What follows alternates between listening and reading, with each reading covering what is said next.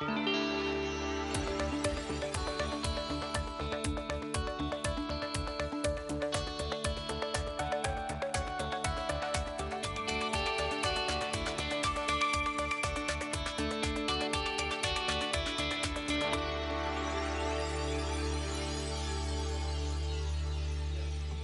afternoon, and welcome to the Space Coast Transportation Planning Organization Governing Board, and this lovely day on December 14th, 2017. If you can please join me for the Pledge of Allegiance.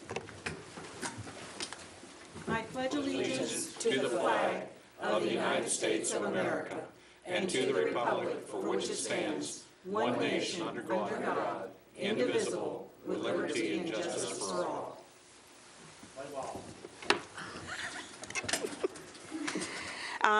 Item number 3 is public comments. Do I have any sign-up sheets for public comments? No. Do I have any sign-up sheets for public comments? No? Okay, thank you. Before we address item 4, we're going to move 6C up, and Bob's going to report on 6C. Yeah, I would like to advise the board, I'm not feeling real well right now, and I'm a little lightheaded, and I'm not sure I'm going to be able to make the entire meeting. But I did want to get this one item that I personally have a lot of interest in before you. So I asked the chairman to move it on my behalf. So with your agreement, we'll do that. The TPO appointed a subcommittee in July to examine how to go about selecting a new executive director to take my place when I retire the last day of August of next year. Now, that's several months out, but some of the procedures that we could use take a certain amount of time to implement, so that's why we're starting this far in advance.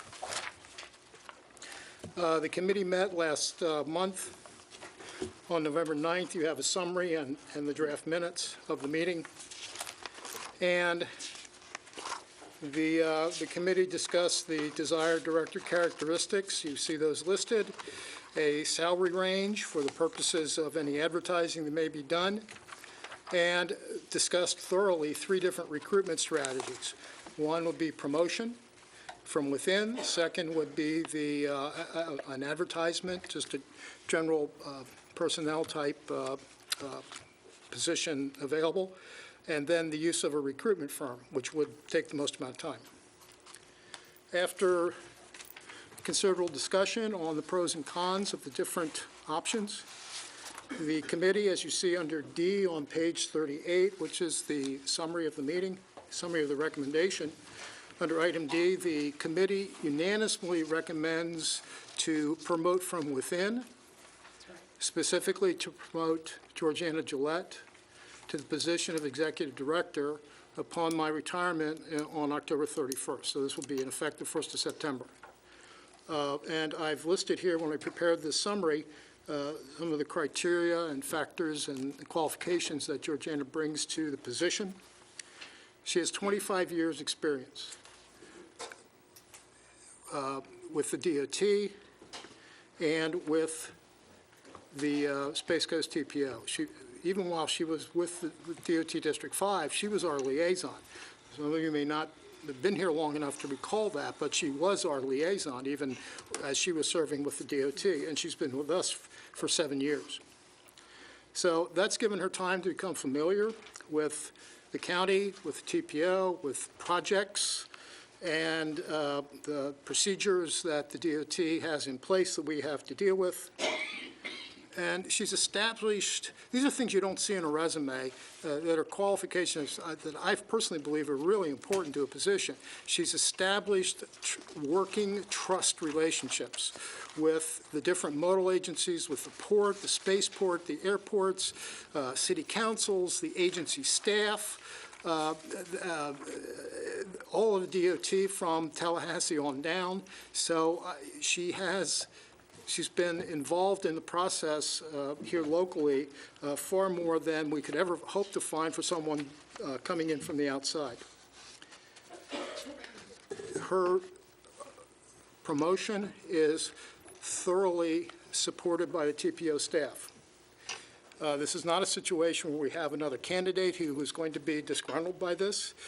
This is a move that is supported completely by staff, including myself. I strongly support this recommendation. Georganna has completed executive leadership training and management training. And over the past few months, past year actually, I've taken it upon myself to develop kind of an ad hoc mentoring program. I've worked with Georganna in allowing her to do public presentations, to interact with the media. You've seen that she's actually served sitting in this seat sometimes when I was unable to do that. This week, I asked her if she'd be willing to, and of course she agreed to do briefings with the chairman for this meeting. So she is progressing very well. I have full confidence that she's capable of the position, and for what it's worth, personally, this is not about me, it's about the organization, but I do have, I think, an understandable interest in how well the programs that we've been working on for, in my case, 30 years, how well they are continued. And I am fully confident that we will not lose anything by this recommendation. So that concludes my summary. Thank you, Mr. Kalm. Any questions for Mr. Kalm? Seeing none? I'm sorry. Yes, sir. I'd like to make a motion that we approve the Executive Director Selection Committee's recommendation of Georganna Gillette to be the new Executive Director upon the retirement of Mr. Wickham. And second. Okay, and the second part, which is to authorize the TPO attorney? The second. Authorize the TPO attorney and, if necessary, the Selection Committee to negotiate an employment contract for approval by the TPO board. All right, I have a motion for approval by Vice Mayor Bover, and Councilwoman Moore, seconded. Discussion? Seeing none, those in favor, say aye. Aye. Those object, say nay. I vote aye, and the motion passes. All right.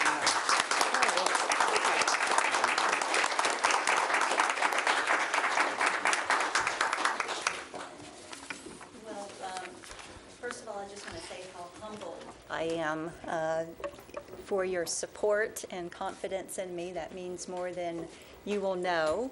I'm also very thankful to our wonderful staff because without their support, I would definitely not be pursuing this. That's very important to me personally.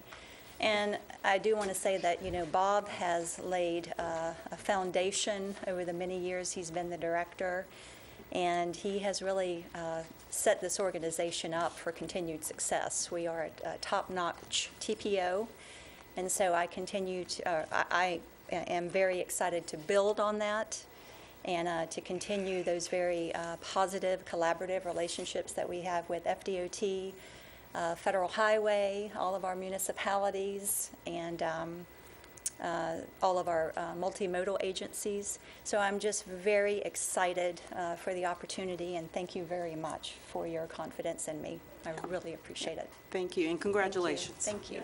Yes.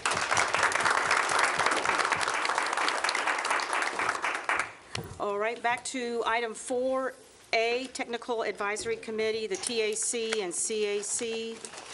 Bob, Mr. Kalm. You have a summary of the action items, and there were not too many action items. On the second page, under item 7, you see that there were election of officers for the Technical and Citizens Advisory Committee. Mr. Morgan from West Melbourne is reelected as chair, but Devin Swanson with Brevard County Public Works Department was elected as vice chair. For the Citizens Advisory Committee, Mr. Michelson nominated Mr. Weinberg will continue as chair, and Bob Auger, our friend Bob Auger, volunteered as the CAC vice chair. So that's a very good set of officers for those two committees, and the committee did approve its draft meeting calendar for 2018. All right, thank you, Mr. Combs. So if there's no objection, we'll go ahead and acknowledge the receipt of the draft TAC-CAC meeting minutes of October 9th, 2017. 4B is the Bicycle Pedestrian Trails Advisory Committee, and this will be under Sarah Com. Good afternoon. Can you guys hear me? I feel like the microphone's very far away. Yes. Good afternoon. My name is Sarah Crom. I'm the Multimodal Program Specialist. The Bicycle Pedestrian Trails Advisory Committee, they met on September 25th. It was kind of an uneventful meeting because this was shortly after the hurricane. We had actually rescheduled it due to the hurricane. So they approved the minutes. We continued discussion on the BPAC policy update as we were updating our policy, particularly with membership and attendance. And then we also got to meet our new bike ped liaison from FDOT, Mike Zernak. Very excited gentleman. I think he's going to be a good asset to FDOT as well as also our BPAC committee. There has been a lot of stuff going on in the trail world that I thought I'd update you guys briefly on. Is the St. Johns River to Sea Loop Alliance held a summit on October 26th and 27th. It was very well attended by trail advocates in Brevard County. I presented, Scott from Titusville presented, Marcia Gadke presented.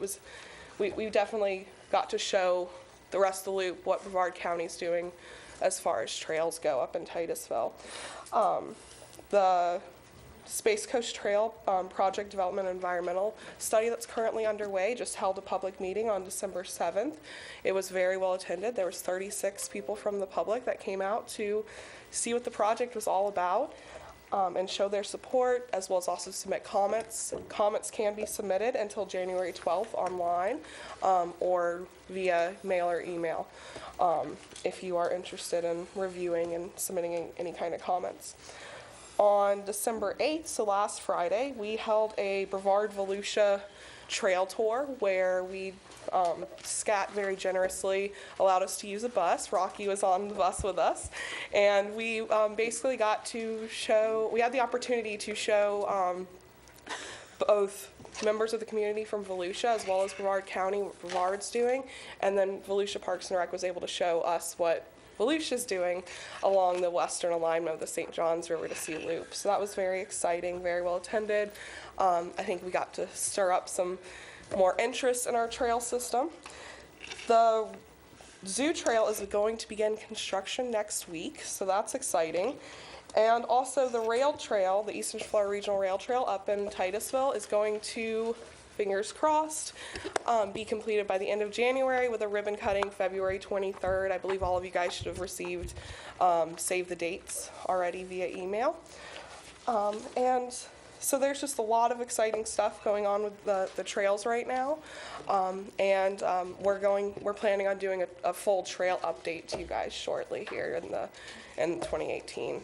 Winter 2018, so you'll get to hear more and see more details. So, All right. Thank you, Ms. Crum. Any questions?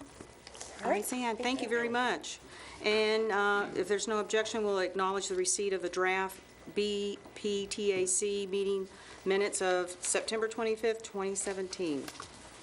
Item 4C is the Transportation Disadvantaged Local Coordinating Board report, and this is I'm Scott Nelson, the Interim Okay. Transit Services Director, while Jim Liesenfeld All right, serves thank as you. an Assistant County Manager, interim. We had the LCB Local Coordinating Board meeting in the fall, and I gave the CTC Community Transportation Coordinator report, which basically reported that we commenced our route changes on October 7th of this year. There were a number of different route changes that we tweaked. No service additions, but within our budget. The budget, our transit services budget was approved by the Board of County Commissioners, and we are commencing on 16 bus stop upgrades in Titusville. The design is complete, and we're going to start the building of those for bus shelters and benches. Also at that meeting, we approved the TD grant, Transportation Disadvantage Grant from the state. I presented the Transportation Disadvantage Performance Report Card. We approved the AOR, the Annual Operating Report, for July 1st, 2016 through 6/30/2017. We did our usual annual approval of the bylaws of the LCB and also the grievance procedure of the LCB, which needs to be approved every year. All right. Okay. Thank you. Any questions for Mr. Nelson? Seeing none? Thank you very much. Thank you. Okay, all right. We'll go into item 5, consent agenda. All right. Ms. Gillette. Yes, I will read the consent agenda, and you can consider approving it as one motion.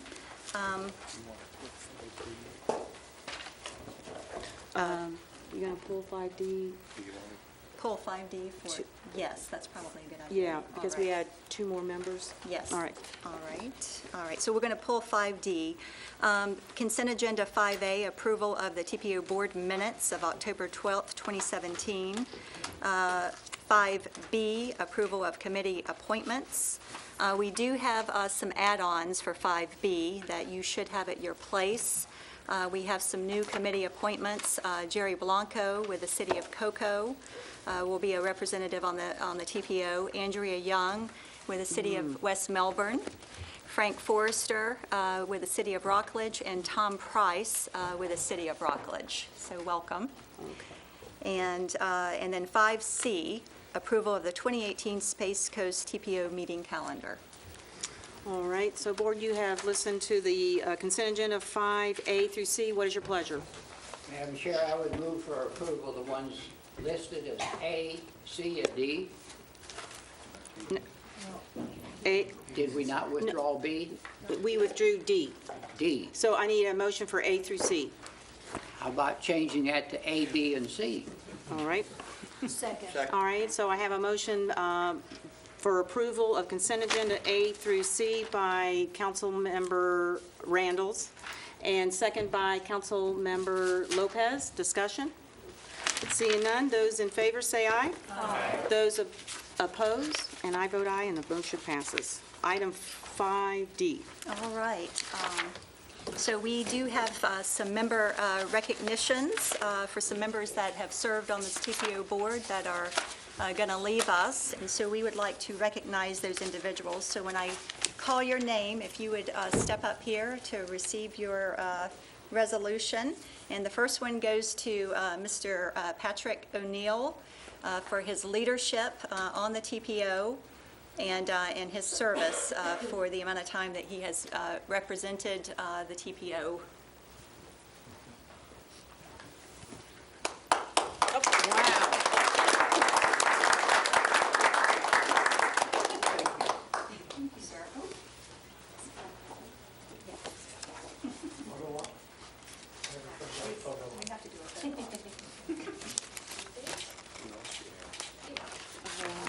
Mayor, Deputy Mayor. Madam Chairman? Bovair. And then seven. Okay, and then we have Madam Chairman? Bovair. Oh, I'm sorry. Yes, Can I? yes, Thank you. you may. Quick comment. It's been a great 6 years. I asked for the TPO assignment. My career on the Highway Patrol, I thought, was preparing me for this. I couldn't have been more wrong. I saw the end result of bad planning, but I never understood what it took to make good planning. I'd like to thank the staff, been phenomenal. I could not have made a better choice for the new executive director. You can't do better than what you got, so you're good there. I'd like to thank the members of the board. This is just the TPO board. These are friends of mine. Almost everybody on this board I've got a personal relationship with. I want to thank you. I'm only changing chairs. I plan on sitting in the back a lot, so I'll be watching. All right. But anyhow, I wanted to thank you. Keep up the good work. Thank you, Pat. Thank you, Thank Pat. you. All right. And then the next gentleman is Deputy Mayor Don Beauvais. Wow. Okay, all right. I only have to be told once. I know. And you're going to stay, right? Yeah, I'm staying for the meeting. Okay, I just want to Am be I sure. voted out? Am I voted out already? No. He heard there was going to be refreshments. Yeah, that's what, Thank you. Thank you, sir. I'll do my speech after. thank you, Dawn. I'll need a approval of the, actually, we have 3 resolutions. One was for Barbara Smith, too. So, but she couldn't be here today. Okay. So I need a motion for approval of item 5D. So moved. Okay, Commissioner Allender, and second by Commissioner, or who did the second? Bailey, okay. Councilmember Bailey. Discussion? Seeing none, those in favor say aye. Aye. Those opposed, and I vote aye, and the motion passes. Item number 6A is election of officers and committee appointments, and Paul will do that. We have, let's see, we have 1, 2, 3, 4, 5 boards. We've got a bunch here. We have a bunch. All righty, let's go ahead and if we have any contested positions, we'll give each of the candidates maybe a minute to explain why we should support them. I'll open the nominations for chairman. First, I'd like to ask Mayor Meehan, are you interested in seeking re-election as Yes. chair? Okay. The floor is open for nominations. Nominations, by the way, do not need a second under Robert's rules. I nominate Kathy Meehan as chairman. Okay. Deputy Mayor Don Boisvert nominates Mayor Meehan. Are there any other nominations? Once, twice, 3 times? Seeing none. Nominations are closed. If you'll cast a vote for unanimous acclamation to re-elect Mayor Meehan as your chair. All in favor? Aye. Opposed? And the motion carries. The next Thank you. position, which is, congratulations too. Oh, thank you. The next position that's open is vice chair, and this position is currently vacant. Are there any nominations from anybody that would be interested in serving as the vice chair? Currently, Councilmember Holton is our secretary. I'll nominate Councilman Holton as vice chair. Okay, Commissioner Isnardi nominates He's interested, of course. Councilmember Holton. Would you accept the position if elected? There you go. Any other nominations? Going once, twice, 3 times? Seeing none, we'll close nominations, and we'll have a vote for a selection by unanimous acclamation. All in favor signify by voting aye. Aye. Opposed? Motion carries. Congratulations. Congratulations. Our new vice chair.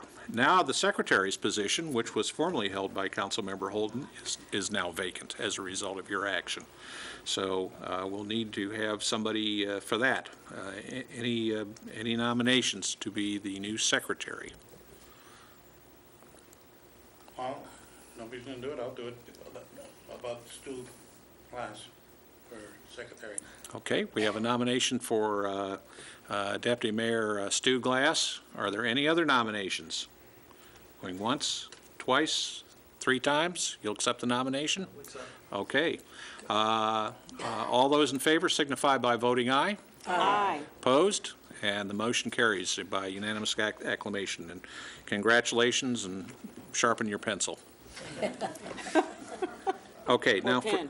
or pen, as the case may be. Now, for the TPO Executive Committee, there are 2 at-large positions. We'll take the first one first. That position is currently held by Councilmember Betty Moore. Would you be interested in seeking re-election to that position? Yes, I would. Okay. Nominations are now open for Councilmember Moore's position. I will nominate Councilmember Moore. Okay, Deputy Mayor Glass nominates Councilmember Betty Moore. Are there any other nominations? Seeing none, going once, twice, 3 times, we'll close nominations. All those in favor, by unanimous acclamation of selecting Councilmember Moore, please signify by voting aye. Aye. Opposed? And the motion carries unanimously, and congratulations. Thank you. Now, the second at-large position, which is currently vacant. So we'll need nominations for that position. Can we vote to nominate Rocky Randall, or is he, because he's an alternate, so can he, you're an alternate, or are you a representative? Are you an alternate on the board right now, Rocky, or? No, No. I'm just a newcomer. I've just been here a few minutes. Oh, you've just been here? Oh, well, nice to meet you, sir. No, I would decline. I think there's more talent out there to work their way up. I'm kind of a has-been in that stage. Oh, okay. I always remember as a mayor, you know. I would like to nominate Andrea Young. Okay, Deputy Mayor Glass nominates Councilmember Andrea Young. Are you interested in taking this position? Okay, any other nominations? Going once, twice, three times, seeing none, we'll close nominations. All those in favor of selecting Councilmember Young by unanimous acclamation, please signify by voting aye. Aye. Opposed? And the motion carries. Thank you, Steve. And congratulations. All right, the next position is the Florida Metropolitan Planning Organization Advisory Council. Currently, each MPO in the state of Florida selects an individual and an alternate to serve on the statewide board, and currently Mayor Meehan is your representative. Would you be interested in continuing that? Yes, I would. Okay. For your representative, nominations are now open. Make a motion to nominate Mayor Meehan, or Chairwoman Meehan. Certainly. Okay. Councilmember Bailey nominates Mayor Meehan. Any other nominations? Seeing none, we'll go ahead and close nominations. All in favor, please signify by a yay. Aye. Okay, and opposed? There we go. Congratulations, you've just been Thank you. unanimously selected. Now, the alternate position for the TPO representative on the state board is currently a vacant position. So we'll need a nomination for the alternate. Mr. Google, when I place my own name as nomination, I've had the privilege of Yes, you serving did. with the mayor for that many years, and also the MPOAC. So if nobody has a great desire for driving to Tallahassee every 3 months and driving back, I'd certainly welcome the opportunity, and I feel qualified to do it. I got the time, the experience, and the desire. Great. All righty. All Mayor Randalls has nominated himself. Can that happen? Yes, yes. Happen. We're not going to argue. We can do anything. Before I even have a chance to answer that, the chair has Yeah. already ruled yes, so. All right, are there any other nominations for the position of MPOAC alternate representative? Going once, twice, three times, we'll close the nominations. All those in favor of Mayor Randalls to be the MPOAC alternate representative signify by voting aye. Aye. Opposed? Motion carries. All right, now the Central Florida MPO Alliance, we have a couple of positions there. We have actually 3 representatives. The first position is held by Mayor Meehan. Would you be interested in continuing that? Yes, sir. Okay. Is there any nominations for Central Florida MPO Alliance? We'll take one position at a time. I'll nominate Mayor Meehan. Mayor Meehan? Okay. Commissioner Allender nominates Mayor Meehan. Any other nominations? Going once, twice, 3 times? Seeing none, we'll close nominations. All those in favor of selecting Mayor Meehan as your one of your 3 representatives to the Central Florida MPO Alliance signify by voting aye. Aye. Opposed? And the motion passes. Second position is currently held by Councilmember Trey Holton. Would you be interested in continuing this position? Yes, sir. Any answers? Yes. Okay, nominations for Councilmember Holton's position now open. I nominate Ray Holton. Okay, Deputy Mayor Boer has nominated Councilmember Holton. Any other nominations? Once, twice, 3 times? Closed nominations. All those in favor of Councilmember Holton as Central Florida MPO Alliance representative signify by voting aye. Aye. Opposed? Motion passes. And last, your third representative, that seat is currently vacant. So we need a nomination to, I think vacant doesn't want to be reelected, so. Okay, council member, It's still Randall's. Randalls. You know what? My brain is saying Mayor, Councilmember Randalls. This is interesting. I certainly have the time to desire, but when Kathy came first to the meeting in Tallahassee, she jumped in. It was a 5-hour drive up there, bearing behind from us. 5.5 from you, probably. Yes, it is. And I was there, and she says, "Where's the restroom?" That was the main event for her getting there. We were in the Seminole area. I don't remember, but That was probably. important. Yes, it is. Yeah, no. Could have been very important. Yeah, it depends, right? All All right, right, so you're nominating Mayor Randalls? yes. Okay. Councilmember Well, Randalls. once a mayor, always a mayor. Yeah, I know, you're right. know? I agree with that. It's like once a senator, always a senator. Yeah. All righty, any other nominations for the position of Space Coast TPO representative on the Central Florida MPO Alliance? Going once, twice, 3 times? We'll close nominations. All those in favor of selecting Mayor Randalls by unanimous acclamation, please signify by voting aye. Aye. Motion passes. Thank you, Kevin. Is it Brevard's year to serve as host over there? Are you, if not, it must be coming up. It may be coming up. Soon. Yeah, probably soon. All right, That's Big shoes, Mayor. Okay, The I know. the last position that we have is Transportation Disadvantaged Local Coordinating Board Chairman. And currently, Deputy Mayor Bover is the representative. If you were selected again, would you be interested in serving? I can't, I won't be on the board. You won't be on the board, so we need to have somebody else to replace you. That's right. You want to take it, Randy? If nobody wants that, I'd be glad to. Well, you Served go out to the 7 meetings years. now, you've been running the meetings anyhow, Sam. That's right. That's right, exactly. I'll make a nomination for Randy, Rocky Randall. All right. You've been running the meetings now anyhow, so you might as well be legal. Deputy Mayor Bover nominates Mayor Randalls for chairman of the Transportation Disadvantaged Local Coordinating Board. Are there any further nominations for that position? Going once, twice, 3 times, and we'll close nominations. All those in favor of selecting Mayor Randalls signify by voting aye. Aye. And opposed? And the motion passes, and congratulations. Can I share a good story this time about Mayor As long Don? as it's clean. We meet in the, where do we meet, upstairs or downstairs? Downstairs, but the county's redone the thank you commissioners. It's got microphones and everything down there, but it's got the newest gadget. You don't talk until you get permission. So in front of him, he's got this big console as the chair, and you've got a little thing on your speakerphone there you have to press, and it lights up a light on his place. Well, either he don't see the light, or he don't want to see the light with papers over it.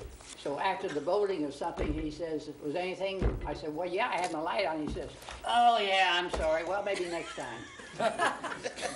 I don't know if you commissioners use that section or not. But that chair, A lot of times we ignore it too. Right? that chair has some control if the papers get over the light. All right, so everyone, congratulations. Item 6B. 6B is, I can still stay for the rest of the meeting, right? yeah, yes, Vote? yes. Okay. All right, Good afternoon. good This item afternoon. before you is Resolution 1809, which is a housekeeping item in general. It is amending our adopted policies that were originally adopted when we separated independently as an agency for staff from the county back in 2010. Our policies currently consist of agency organization and operation, our personnel rules and regulations, budget and finance, our travel, Title VI and related non-discrimination, social media, and conflict of interest policies. Over the years, we have reviewed these and edited them as needed. However, this past summer, some items came up, and as I was looking through that, realized it really needed a good set of eyes and to have legal review again. So I sent it to Paul, and he sent me back a lovely 165-page, mostly highlighted, edited version, which was fun reading. Thank you. I think you spent the What entire about the Cliff hurricane Notes? reviewing those. They're there. But included in there, he also, for the personnel, we did have a labor law attorney from his firm review our personnel policies. The majority of them are administrative, but in your agenda package on page 35 is a summary of some of the edits that were made.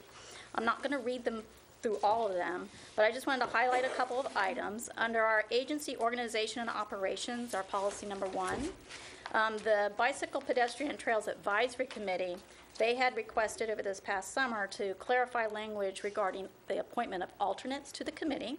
So those items have been addressed. Under our personnel rules, we updated our cell phone stipends. The county did this a few months back. It was a tiered approach for those eligible on staff to get a stipend for their cell phone use for work purposes, and that's been reduced to a $40 flat rate. Plans have become competitive since this was adopted many years ago, and we feel that the county's rate is similar and appropriate for us to adopt also. The personnel labor attorney also added a section 22, which is an exempt employee safe harbor policy, which has to deal with salaried employees and their pay unless they're absent from a full day of work. I don't know the legalese complete about that, so Paul can weigh in if you have additional questions. Under budget and finance, we revised our revisions to be called modifications, so it's consistent with the Florida Department of Transportation's manual. Under travel, Florida statutes allowed for vehicle stipends to be issued, and we added that options to be consistent with the state statute. And under our Title VI and related non-discrimination, I myself, Laura Carter, was listed as a Title VI coordinator, but now that we have a full-time public involvement officer, Abby, who's no longer Rex, I'm not sure what her last name is now, but will be changed. That will be another additional edit, her proper last name, since she got married this past weekend, to reflect as the Title VI coordinator for our agency. And then under social media and conflict of interest, most of the language was clarifying language and updating our definitions and references within those policies. If anybody had the chance to download the full document and has any questions, I'd be happy to attempt to do those. So today, we are asking approval of Resolution 18-09, amending these policies.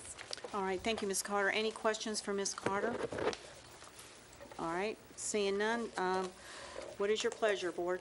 Madam Chair, and I believe this is the last time we'll get to say that to you, because that's one of the things that Paul changed. It's not chairman, Okay, Madam Chair, it is sheriff. okay. So that's probably the last we'll get. Basically, and I did print out and read it, I spent 5 days, you know, what's an old gray-haired man got to do? But Paul brought us up to date, it was 2010 the last time, and some of the things he changed was Space Coast Transportation Planning Organization. It did have, he changed that, all capital letter. We got away with the old, what we were before the MPO. What were we? MPO?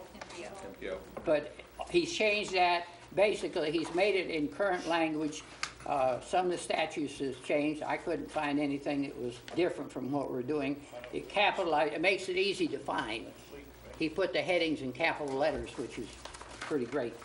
I would, Madam Chair, Are you making a motion to approve the resolution? That's what I was going to do. And I second it. Okay. I would move for approval of Resolution 1809. Okay. First, while it's on the floor, I need to open up for public comments. That way, Jay. Is there any sign-up sheets, any public comments? Nope, seeing none, I close the public hearing, and I have approval of Resolution 1809 by Councilmember Randalls, and second, Commissioner Allender, and, all right, His motion, but I'll second it. okay, and then It's second. actual motion, not his. Yeah, it was, he was starting out with a motion, and then it went into Well, discussion. you lost us there, Rocky. Somebody interrupted me, Chair. Okay, all right. Yeah, but you were so long in it, we forgot what we were doing. All right, those in favor, say aye. Aye. Those opposed, and I vote aye, and the motion passes. Okay. And we've already done 6C. Now we are down to item 7 and reports. Item 7A. is the Space Coast Area Transit Fiscal Year 2018 to Fiscal Year 2027 Transit Development Plan. Yes, thank you, Madam Chair, Commissioners. My name is Randall Farwell. I'm with Tyndale Oliver, and I'm going to take you through quickly the update on the adoption of the Transportation Development Plan. So today I'll cover what a TDP is, talk about the public involvement that was undertaken. We made some changes to the vision and mission, which I'll go through with you. I'll touch on quickly the service improvement recommendations and then the finance plan. So first, a TDP is a transit development plan. It's a 10-year strategic plan that's required by the Florida Department of Transportation for transit agencies to get federal or state grants. But in essence, it's a strategic plan. It's a 10-year cost-feasible plan. It does include projects that are beyond the fiscal capacity, but those are in there because we need to have projects in the TDP in order for them to be considered for funding. So in other words, if we get a grant and the project's not in the TDP, we have to go back and update the TDP to include it. So, and since we don't always know, especially in transit, we don't always have funding for all the projects we want to do until we find a funding source. That's why we have the TDP. That's why it's structured the way it is. So the TDP is updated every 5 years with a major update, and then annually it's updated to reflect changes to the plan.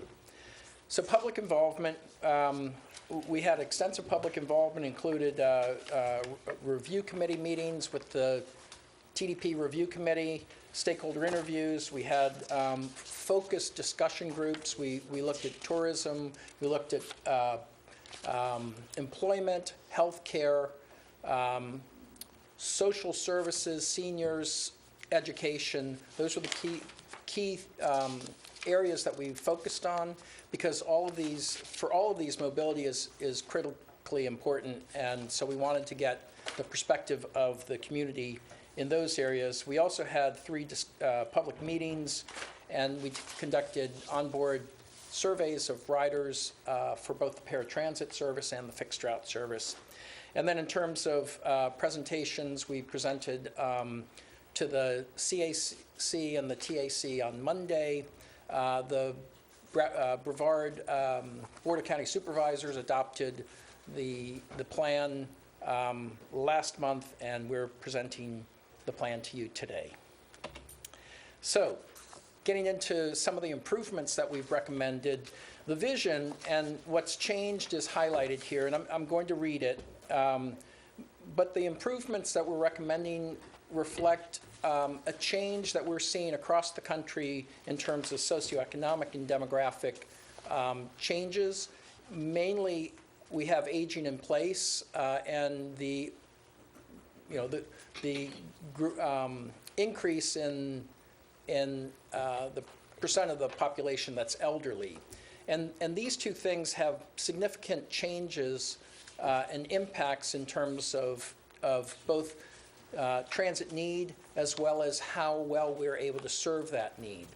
And so we wanted to make sure that we're reflecting that in our vision and mission. So the vision's been changed to read, to maintain the current level of transit service in the county and expand service to better respond to the key emerging service markets needs of students, commuters, seniors, and the tourism industry, including workers and visitors, by developing new routes, enhanced flexible services, partnerships, and/or other service enhancements that target these unique markets and connect with transit providers in adjacent counties for improved regional accessibility.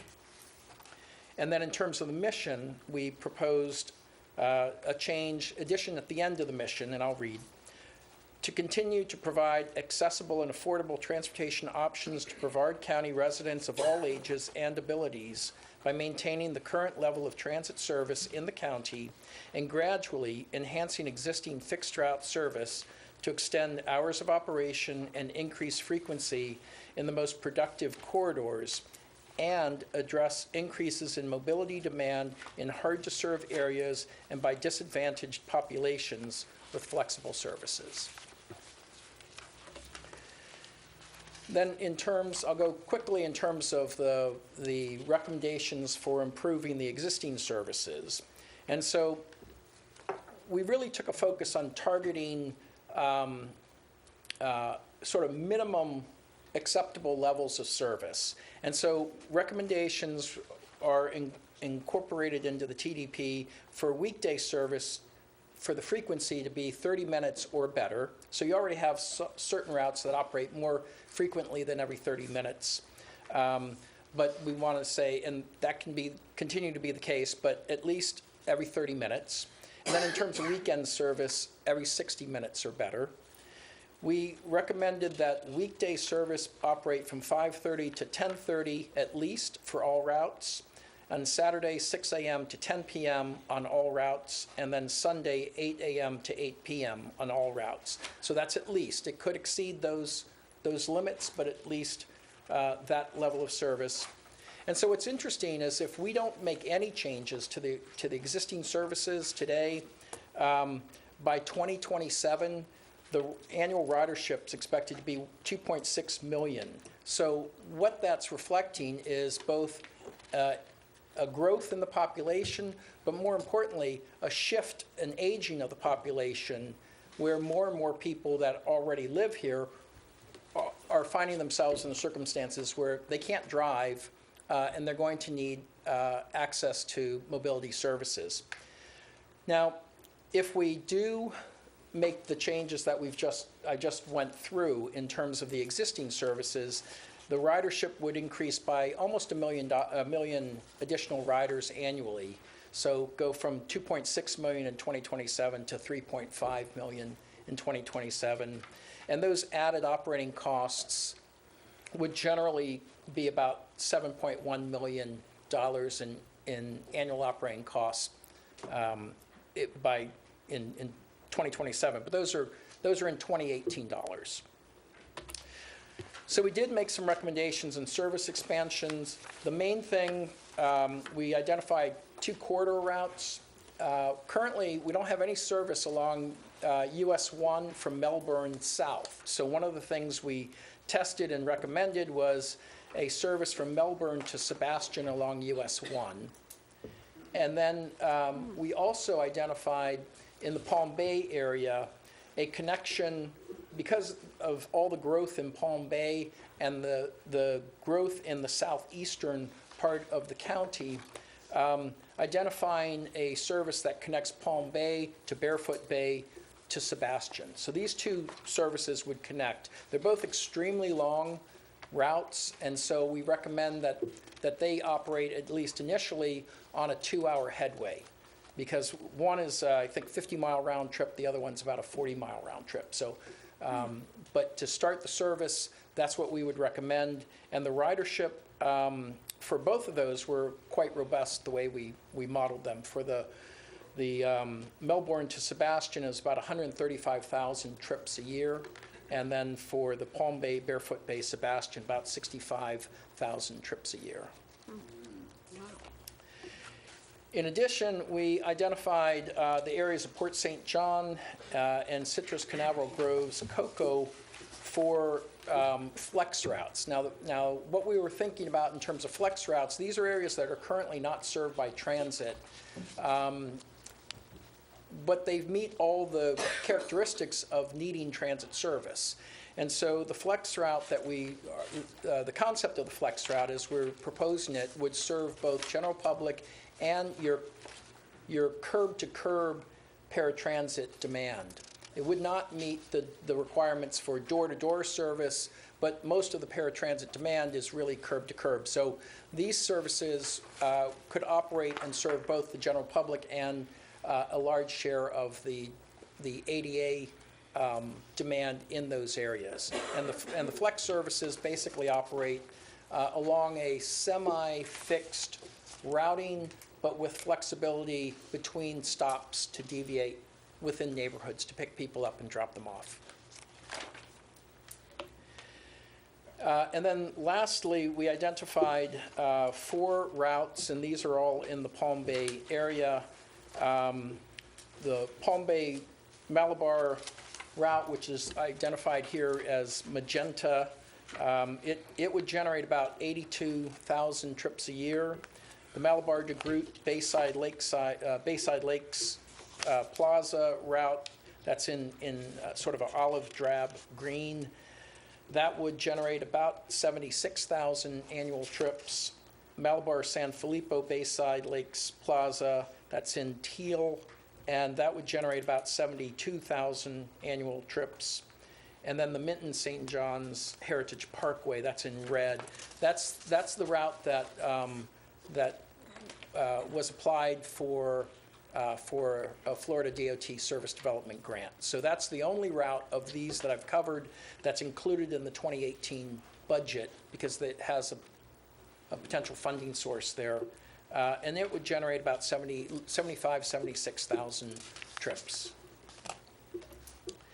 In addition, the TDP covers capital and infrastructural improvements. The most important of those are the addition and replacement of vehicles.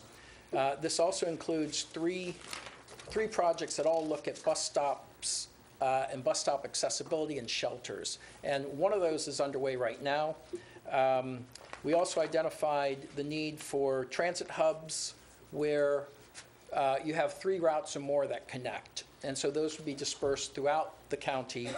And then new bus operations and maintenance facility, and then a whole series of technology improvements that would help both the users as well as Space Coast Area Transit do a better job in terms of, or provide better tools in terms of managing their operations. Then lastly, we identified a series of more policy-focused improvements, and I think the most important one is really this call center capacity and sensitivity training. So that would look to improve the capacity of your existing call center, both for paratransit services as well as for fixed route bus. But there are a series of other projects in there that you can see.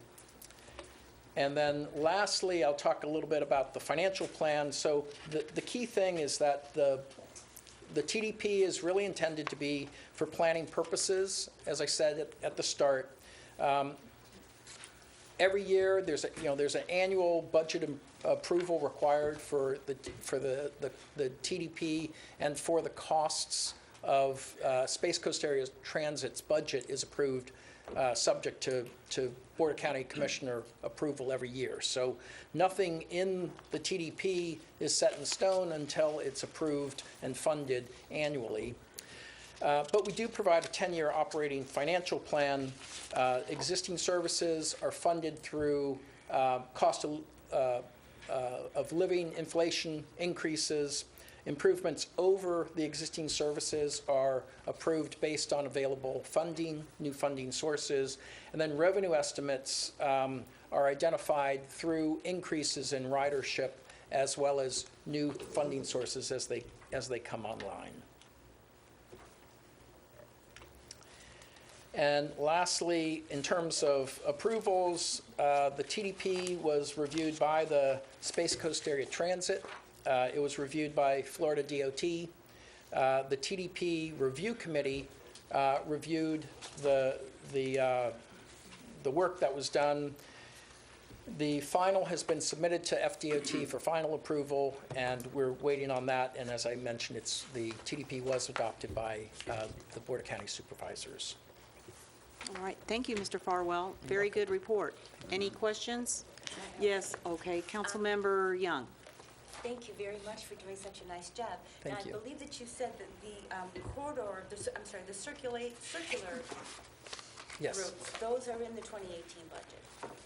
The one is the Heritage Parkway is included in the 2018 budget. 2018, all right, so then Yes. the corridor routes, The rest of the service improvements are in the 10-year plan. We show them implemented over time, but but they are subject to availability of funding. Okay, so they're in the plan, but there's no funding for those yet. Yes, But ma'am. one of these, the Heritage, that is funded. Through a Okay, grant. all right. Thank you. It was through a grant. Yes, That- that's correct. Okay. Service development grant. Councilmember Moore. I have a question on the existing service improvements where you were going over the date and span of service on times. Is there a reason that weekday goes to 10:30 on all routes, but on Saturday, you cut off at 10 o'clock when people are out and doing things? I would think that that should be a later time than 10 o'clock. Was there a reason that I missed? Well, essentially, we looked at what your existing span of service is. We increased it, but again, as I said, these are minimum thresholds, so we're not saying it has to be 10 o'clock cutoff, but it can extend, and you already have some routes that go later. So it really depends on what the demand is in each area. If we were to make it, to midnight on Saturdays or 1 a.m. on all routes, you may not necessarily have that demand on all routes, so it may not make sense. But it does really increase the cost of the service. So we thought it might be better to put them in with that limit of 10 on Saturdays, and then as services are expanded, if the demand is there, then the recommendation would be for that route to run later. Thank you. All right. Councilmember Holton. Yes, Chair. Oh, and then, Thank you, great presentation. I just have two questions. One is, was the increase in the amount of usership, if you will, for Uber and for Lyft considered in some of your studies? I understand you said that demographically we're aging, and so I'm not sure if that particular demographic necessarily uses Uber and Lyft a lot, but it has had an explosion of use with Uber and Lyft. Was that taken into consideration? Yes, sir. And one of the recommendations we make in the TDP is, and that was part of where we talked about partnerships. Under partnerships, that falls into partnering with transportation network companies like Uber and Lyft. It also identifies opportunities to partner with taxi cab companies, to partner with employers and hospitals, educational institutions, et cetera. So we're looking at ways, and we got really good feedback from the discussion groups on this, that a number of, that there seemed to be strong interest in the community to create partnerships where, for example, at universities, the classes go later than the service runs. There may be an opportunity there to partner with the university to fund the service later so that students can get to and from. And then in terms of some of the recommendations in terms of technology, looked at borrowing some of the experience we've had in other markets where we're starting to use to operate transit more like an Uber and Lyft. So for example, in Orlando, they've just launched the service in September, and in October it went to all their NeighborLink services, but they have a little rider app that you can use to request. You're already answering my second question. That's right. That was going to be Yes. it. I think you would, increase your ridership among millennials and some of the younger folks. If I've got an app and I've got an idea, I can look at the map and see where the where the bus is, where the train is, and I've got an idea of when it's going to be here. That's right.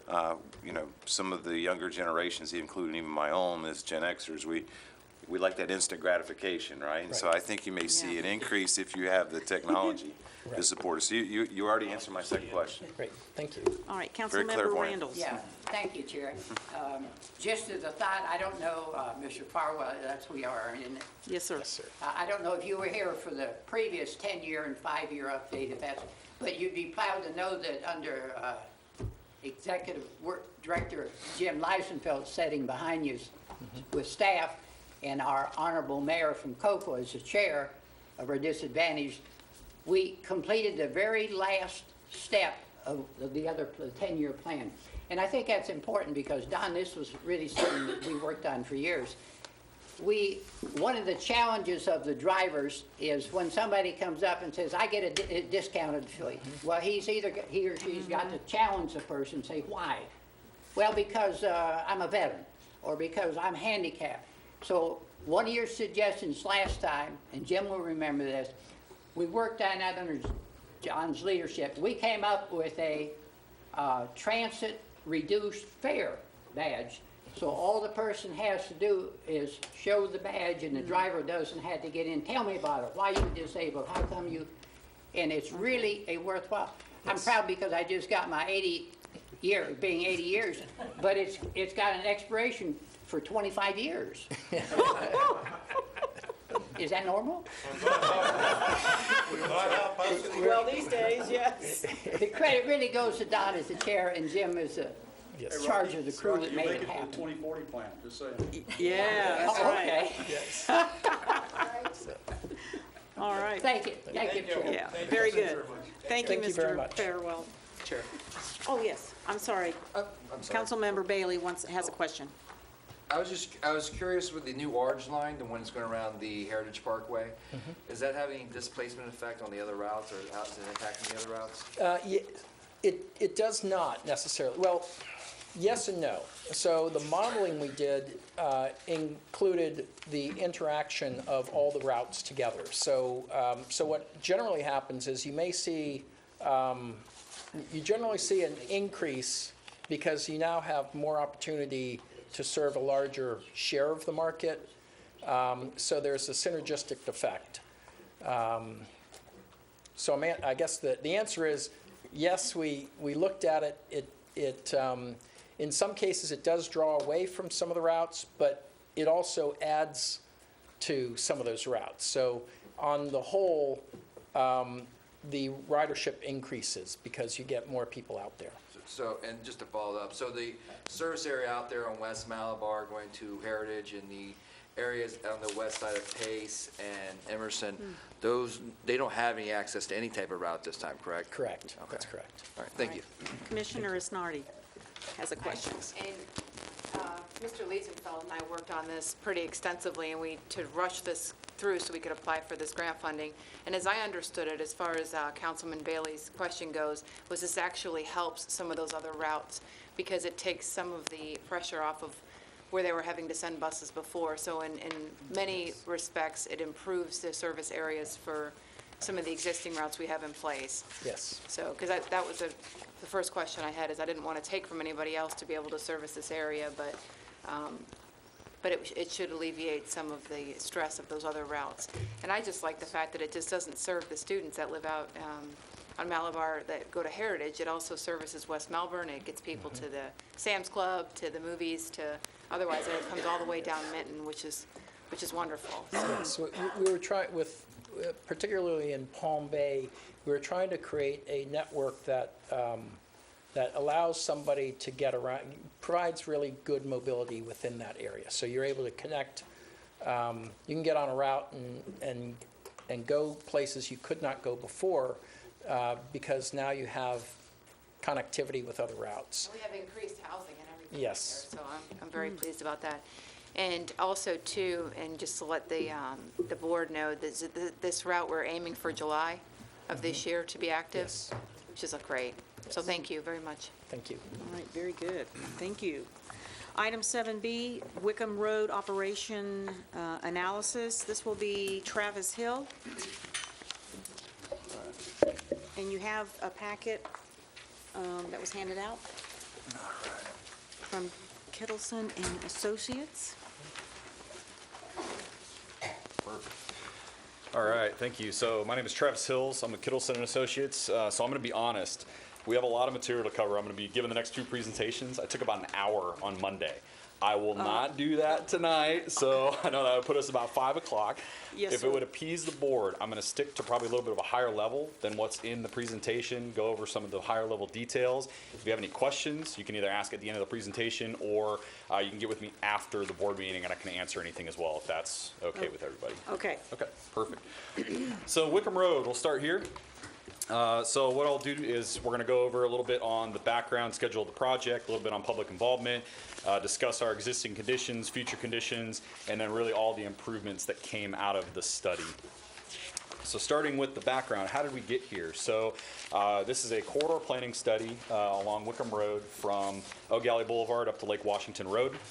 A couple years ago, we did a county-wide safety analysis that identified high crash intersections and corridors within the county. Wickham Road from Sarno to Parkway was one of those that showed up. We performed a road safety audit on that corridor in 2015, 2016. And then as a follow-up, a citizen came back and said, hey, there are some really big pedestrian safety concerns that we have along this portion from Eau Gallie up to Lake Washington. So can you all, the TPO, go out and study it and see if we can come up with anything to do? So from there, we looked at this corridor. And what we've been doing over the past year, we started in January, spent the first couple months looking at existing conditions, rolled that into our future conditions analysis, which I'll talk a little bit about. And then really the bulk of the last 6 months has been spent developing concepts, coming up with alternatives, and trying to find solutions along this corridor that'll really help both the pedestrian and the vehicular mobility along this corridor. So in terms of public involvement, this is a critical part of any corridor planning study process. We had what we called a project advisory team. Those that like football, we called it a PAT, point after attempt. So, and this consisted of TPO, FDOT, Brevard County, and City of Melbourne, and Space Coast Area Transit. So we had quite a few folks. This was a more internal team. It was a group of about 20 folks that sat in. We had regular meetings to discuss the different existing conditions analysis, future conditions, and then the alternatives that we were going through. We held 2 public meetings throughout the course of the project and received overwhelming support for the preferred alternatives, which I'll discuss here in a little bit. 91 total attendees. We also had a project website that had 39 total comments. So this is getting into, we would like to see this here, or we're having this issue here. And we had 459 total likes on those comments, which means we had a lot of hits on this website, a lot of outreach. And we also coordinated quite a bit with the school board during this project. I'll discuss that a little bit more as we get into alternatives. So existing issues and opportunities. So this is really kind of what we're looking to look at when we're trying to identify improvements. Existing pedestrian facilities. The purple along the east side of the roadway, we have a pretty good sidewalk network. It is a little it's a little wore down. There's some kind of minimal sidewalks out there, so we're looking to do some improvements there. And then on the west side, we don't have any sidewalks for a majority of the length of our corridor, so something that we're trying to improve. Existing drainage and utilities, this was a big deal. One thing that I like to say is if it was easy, it would have been done already, right? So there's a reason why there aren't sidewalks out there today. You have quite a bit of utilities, especially on the west side of the road, have quite a few drainage facilities and drainage features out there that we were having to deal with as well. Crash history. So this showed up on our countywide list as one of our high crash corridors. We had 667 from 2011 to 2015. Really what I want to focus on though is the ped bike crashes, especially those pedestrian or those bicycle crashes. We had 21. This corridor is a little more or a little less than a mile long. So over a 5-year period, this is a relatively high number, something that's a little bit concerning. And so what we did is we went out and mapped all of those ped bike crashes. And what you'll see on the next slide is this is a very high concentration of bicycle crashes within kind of the portion of the corridor from Trimble to just south of Northgate Street. And what we're seeing is a lot of those bicycle crashes are occurring in the roadway. So we don't have bicycle lanes, we don't have shoulders on this section of Wickham Road, don't have sidewalks on one side of the road, have them on the other, but are people using the sidewalks, are people trying to ride in the lane? The demographics of this area, when we've been out and done our field reviews, it's people that are using bicycles as their only mode of transportation. So it's not necessarily your type A riders that take a lane and people know that they're out there riding 25 miles an hour. It's the people that need to use the bicycle as their primary mode, and those are the ones that are getting into these crashes. So what did that lead us in terms of our existing conditions and our multimodal issues and opportunities? So what we're looking at here is we have our mobility emphasis intersections. So these are signalized, or in the case of Lansing and Trimble, unsignalized locations where we're trying to enhance pedestrian mobility and safety. We'll talk a little bit more about what we did to address that.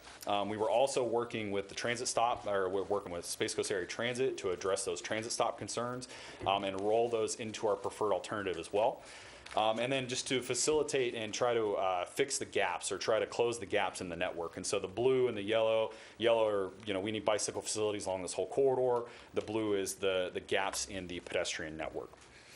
So while pedestrian and multimodal was a huge focus, there was also the vehicular component as well, because we have a lot of traffic, we have a lot of congestion along this corridor, and we also have a lot of crashes. And so left turn crash intersections, this was a thing that came out of the RSA. So we did some things to address those at the different intersections. We had left turn angle crash areas, and really what we're looking at there is to try and identify access management improvements to try and facilitate those movements a little bit better.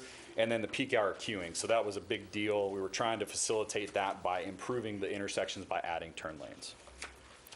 So really quickly on future conditions, as you would expect, if you don't do anything out there on Wickham Road, along the majority of Wickham Road, especially this corridor, really you're not going to see great level of service. So level of service, just like grades in school, A is great, F not so great.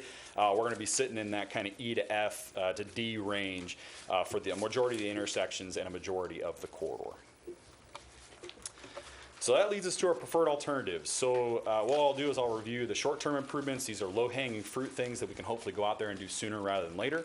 Then we'll talk a little bit about the intersection improvements and then what we're going to do to connect those intersections along the corridor. So short-term improvements. Pedestrian facility improvements at the intersections. So I'll discuss a little bit more about this in a second. Adaptive signal control, or ITS, I know this is something that's been brought up quite a bit lately. Brevard County is currently doing studies out there right now to address this along this portion of Wickham Road. So those are hopefully things that are going to be implemented here over the next 6 months. Incorporate spot medians at the Northgate Plaza. That's a concept. We'll talk a little bit about that here in a minute. LED corridor lighting, so this was a big deal. I know that along a lot of our roadways, especially county roadways and local roadways, we don't have a great lighting system. 40% of our pedestrian and bicycle crashes occurred in non-daylight conditions. So what we're seeing is that's a little bit higher than the state average. Really kind of shows that we need to get some lighting out there along this corridor. And then PedSafe, it's kind of a newer technology. It's something that FDOT is actually testing over in the UCF area right now. What it does is it actually senses when a pedestrian is in the crosswalk, and what it does is it will either extend or truncate the walk time depending on where they're at in the cycle. So let's say you get into an intersection and you get the flashing don't walk hand. That means you're probably going to get stuck in the intersection and there's going to be a conflict. What it'll do is it'll extend that walk time and allow that pedestrian to cross the road safely without having to experience that vehicle conflict. So pretty cool technology, something that's pretty new on the radar. So in terms of the two short-term improvements for pedestrian facilities at Aurora, and I'll talk a little bit about Lake Washington, what we're trying to do here is facilitate in the shorter term those pedestrian movements that are already occurring at these intersections. So people are using all four legs, they're crossing the intersection, whether there's pedestrian facilities or not. What we're trying to do is add crosswalks on the east and south legs of the Aurora Road intersection, rebuild some of those landing pads, and really kind of go out there and clean this intersection up from a pedestrian safety standpoint. Same with Lake Washington. So we're going to be doing the same thing on the west and south legs, so a little bit different. And then also what you'll see on this graphic as well is we have a transit stop. And I can't remember if it's in front of the Boston Market today or it's planned to be moved in front of the Boston Market in the future. But these, we would extend that sidewalk down to that transit stop as well. So a little bit on the longer term intersection improvements. So moving to O'Galley Boulevard. The preferred alternative here was to add a northbound, southbound, and westbound right turn lane. So really this will improve the capacity, improve the operations of this intersection. what you'll see is the orange is new pavement. So it's not necessarily a new lane or a new lane at the intersection. It's just new pavement. So what we had to do was we had to shift the road a little bit to the east to kind of go north-south through the intersection. We stayed away from the Walgreens. That was a point of contention with the City of Melbourne study that was just done. They didn't really want to mess with Walgreens, and then the Aldi, we stayed away from their property as well. That right-of-way cost is relatively high because we would be looking at a full take on that northeast corner, and then some impacts to the elementary school as well. So moving up the corridor to Aurora Road, pretty similar treatment, northbound and westbound right turn lanes. One unique thing about this concept is along Aurora Road going eastbound, you have 2 lanes today. You only have a maximum of 1 lane feeding that feeding that leg to go east today. So what we wanted to do is what we call a lane swap. And in order to preserve right-of-way on that east leg, we essentially made the eastbound approach or the eastbound movement away from the intersection just a single lane, and it'll flare back out and widen back out to be 2 lanes further on down past the intersection. And what you can do is you can repurpose that pavement to add that westbound right turn lane. So you save construction costs, you save right-of-way costs, pretty minimal impact on that approach when you do that treatment. So moving a little bit further up the corridor, Northgate Plaza. There's a pretty unique concept. So currently today, the Northgate Plaza signal, you'll see it in your slide. That's where the signal is today. We found out during the course of our study that they're doing a lot of development behind the plaza. And so there's a bunch of either, I don't know if it's multi-use or single-family residential that's going in back there that's going to have access to Northgate Street. So we wanted to move that signal up. It would also facilitate movements from the McDonald's. That's a very heavy used driveway that's just south of Northgate Street. A lot of people trying to make the left out. There's a grade issue with the McDonald's driveway as well. And what we would be doing is coming along here and doing access management improvements. So really getting in, doing a lot of directional median openings. The yellow areas are U-turn locations. So if folks want to go make a U-turn, we gave them a little bit extra pavement to do that because it's pretty tight out there today. So trying to facilitate all users along the corridor. So moving up to Venture and Lansing, this is a pretty unique concept. This was a concept that actually came from the public. So someone who worked at the Launch Federal Credit Union said, hey, could we do kind of a roadway realignment of Lansing Street and tie it in with Venture Lane and see if we can facilitate those movements a little bit better. Lansing Street is currently warranted for a signal, but there's no money to build a signal today. And so what we'd be doing is moving that signal down to Venture Lane. There's a little warehouse district that's back there that just got built. It's growing, and so we can only see the traffic increasing at that intersection. What you'd also be doing is rerouting all of the southbound left turns that are going at Lansing right now down to Venture Lane. And what we had to do was, this is where the coordination with the school board came in, because they have parking along the south side of their building right now, and we would be taking that away. So we worked with them to come up with a couple different parking lot options where instead of paying $9 million for the right-of-way for this, maybe the county and the school board could work together and say, all right, you give us the land for the road and we'll build you a parking lot, that kind of thing. So those discussions are currently ongoing today. All right, moving up to Lake Washington. So this would be adding a northbound right turn lane and a second westbound through lane. And so this is a little counterintuitive because people think we want to add dual left turn lanes, we want to add right turn lanes, and that'll improve our capacity at these intersections.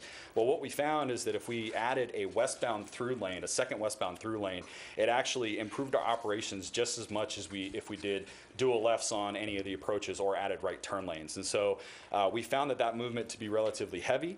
And what we wanted to do was it fit well within the context of this area to extend that westbound through lane and then drop it at the Publix. And what you'll see is we have it dropping at the Publix. There's a right turn lane for the Publix out there today, so we would just be tying into that, and it would give us enough space to be able to do that. So something a little bit kind of further away from the intersection, but thinking a little bit out of the box to help facilitate those movements. So then getting into the typical section or the roadway improvement alternatives. So we had 4 different alternatives that we looked at. We took these all to the public and they voted on them. The first one was looking at on-road bike facilities and a sidewalk outside of the curb line. The second alternative was keeping the roadway as it is today and doing a wider shared use path. Alternative 3 was kind of a full rebuild of the roadway where we would have a median, take out that 2-way left turn lane, add in bicycle lanes, and then do a sidewalk. And then alternative 4 was very similar to alternative 3. We would add in a median, and then we would do a 10-foot shared use path to the outside. So when we took them to the public, we received pretty overwhelming support for option 2. There was a lot of concern with adding a median, even though a 4-lane divided section does improve safety quite a bit. There's a lot of access points, a lot of businesses along the corridor, and so we got some pushback on that. We felt like doing the access management improvements in front of the plaza was a great improvement because that was where a concentration of our crashes were. Elsewhere, we could stick with that 2-way left turn lane and be pretty successful with the goals of the project. So we selected alternative 2. You can see that it stacked up fairly well in terms of the overall measures of effectiveness. And so that is what we moved forward with. And then the final 2 slides, just to kind of wrap this up, we just wanted to show what we did between the intersections to connect these different pieces. And so O'Galley to Aurora, we added that 10-foot shared use path, maintaining the current roadway that's out there today. And then Lansing to Lake Washington, really these were the only 2 sections that we had to complete because most of the rest of it was already developed as we were going through the intersection concepts. So a little bit on next steps. So these are where the dollars come in. You'll see that those short-term improvements, which are really the pedestrian improvements at Aurora and Lake Washington, relatively minor, $230,000.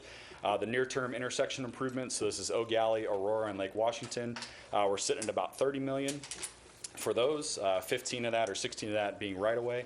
And then the longer-term improvements, such as the access management improvements at Northgate, Venture Lane, Lansing, and the shared use path to connect the intersections would be about 14. And so from an implementation plan standpoint, you may look at the dollars and think they may need to be rearranged a little bit, but really it's timing and it's how these could be implemented. And so the Northgate Plaza, that's going to deal with a lot of access management, a lot of business cooperation to see if something like that would work. That's why we put that in the long-term category. The Venture Lane, Lansing Street realignment, there's a lot of coordination that has to take place. Even though the dollar value isn't as high as the intersections, it's going to take a lot longer to get that moving. And so those were some of the things that we were thinking with this implementation plan. So I can take questions. Okay. All right, very good. Councilmember Holton. Thank you, Chair. Great presentation. Obviously, safety is driving most of these improvements, but obviously, as part of doing that, we're addressing capacity. So my question would be, would these improvements also be eligible for impact fee funds to be utilized as part of the revenue source? That is something that I cannot answer. So that'd be a legal question? I'm sorry. Would impact fees, would these projects, because many of them deal with capacity, would they be eligible for the use of impact fees? They may be, Okay. because you're talking about an expansion. Anyone? Okay, Councilmember Young. Thank you, Chair. With all of the coordination, you said a lot of things have to be coordinated. Is drainage part of that? I mean, I'm sure we all remember the flooding issues that we've had in some of the cities that we have here. I know we had huge flooding. Yes. But up in your area up there where we're talking about, are you doing anything to improve the drainage with all of these roads? So we haven't looked, we didn't hear anything from the public about any flooding, especially right along Wickham Road. What we've seen is that from a drainage perspective, we're not impacting many drainage facilities along the corridor that are out there today. We would need ponds for a lot of our improvements. We do trip some environmental and some treatment from the St. Johns River Water Management District that we're going to have to accommodate. And so the right-of-way costs that we have in there build in pond sites. So could those be rolled into if there's public concern about flooding in a localized area? I wouldn't see why not, but we didn't hear any of that specifically as part of our project. All right, thank you. Yep. All right. Anyone else? All right. All right. So we'll go to the next one, 7C, the 2016 State of the System. Yeah, thank you. Got another one. What's my time at? Ooh, all right. All right. All right, perfect. So once again, I'm Travis Hill for Kittleson, here to present the 2016 State of the System report. So agenda, so we'll talk a little bit about So for those that have never seen this presentation before, I've been up here for the last 4 years giving this presentation. What we like to do is every year we analyze the state of the transportation system in Brevard County.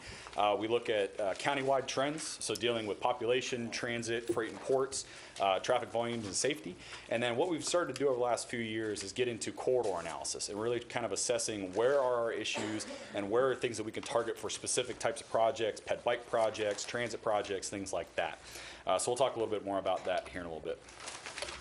So jumping into the countywide trends, so getting into population, what we saw in 2016 was we actually had 1.27% growth. So we're continuing that growth in the county. That's actually opposite of what Florida as a whole did. So Florida actually had a negative growth, or they had a population decrease in 2016. So Brevard County is growing while the overall Florida population is decreasing. To give it a little bit of perspective, between 2007 and 2016, we had about 15,000 population increase. And the population of 69 and over and 17 and younger continued to increase over the past few years. So on transit, we like to look at transit as well. Fixed route ridership decreased by 5.1% over the previous year. It had been relatively steady or increasing pretty consistently between 10 to 20% pre-2014. So this was a little bit surprising that we saw that decrease in 2016. We also had decreases in van pool and demand response, and overall the network had a 5.6% decrease. We also like to look at freight. So truck traffic along our roadways, along I-95, we were at 31%. 528, we saw a 93% increase in 2016. And then we saw 8% on all of our other state-of-the-system roadways. So Port Canaveral, we saw a 9% increase in our passengers, and then also our cargo tonnage, we saw a 31% increase from 2015 to 2016. And what you'll see is that those numbers have jumped pretty significantly ever since the deepening and the widening of the channel of the port. That has really kind of helped out quite a bit on that cargo tonnage front. The airport, we track enplanements, arrivals and departures. That's remained relatively constant over the past year.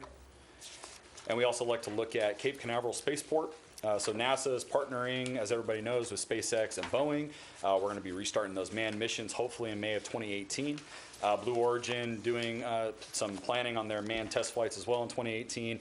And what we're expecting is that missions and launches are expected to more than double by 2020. So as we kind of think about the transportation network in Titusville especially, as those programs continue to grow, what are we going to be doing up there to help facilitate the needs from a transportation perspective?